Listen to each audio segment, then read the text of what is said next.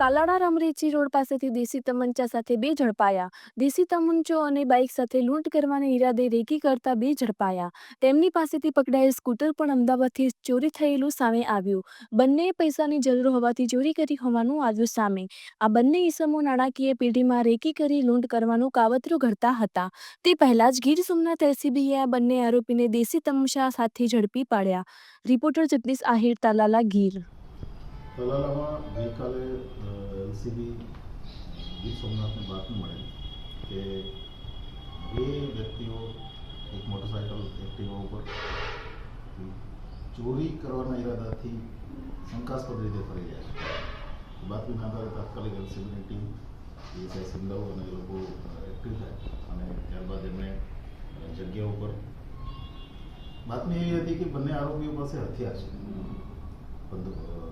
તમંચો હતો અને એ બાતમીના આધારે એમણે પછી એ જગ્યા ઉપર જઈ બંનેને રાઉન્ડ અપ કર્યા.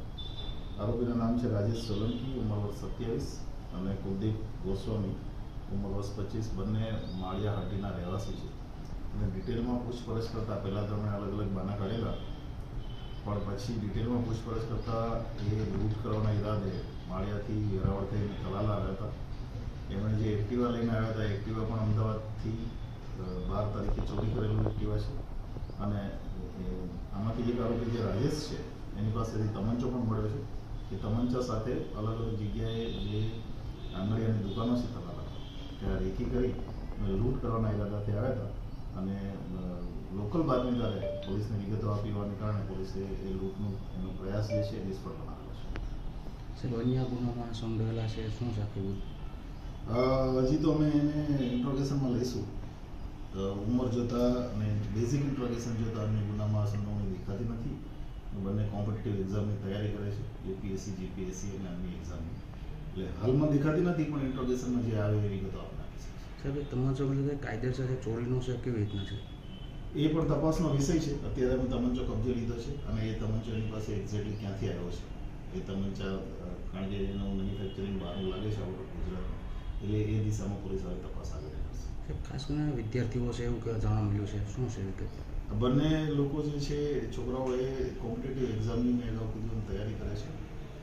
એમાંથી એક છોકરો જે છે રાજેશ, એ યુપીએસસીની તૈયારી કરે છે, પ્રિલિમ્સ આપી ચૂક્યો છે, પાસ થઈ ચૂક્યો છે 2023માં અને મેન્સ આપી ચૂક્યો છે. અત્યારે એની યુપીએસસીની તૈયારી ચાલે છે. બીજો છોકરો કુલદીપ કરીને જે છે એ અલગ અલગ ટાઈપની કોમ્પિટિટિવ એક્ઝામ, એમાં ACF, GPSC, commercial tax inspector, આ બધી એક્ઝામ આપે છે ને ઘણી બધી પ્રિલિમ્સ એને પાસ કરી છે. બંને એની એન્જિનિયરિંગ ગ્રેજ્યુએટ છે, બંને કોમ્પ્યુટર સાયન્સ એન્જિનિયર છે.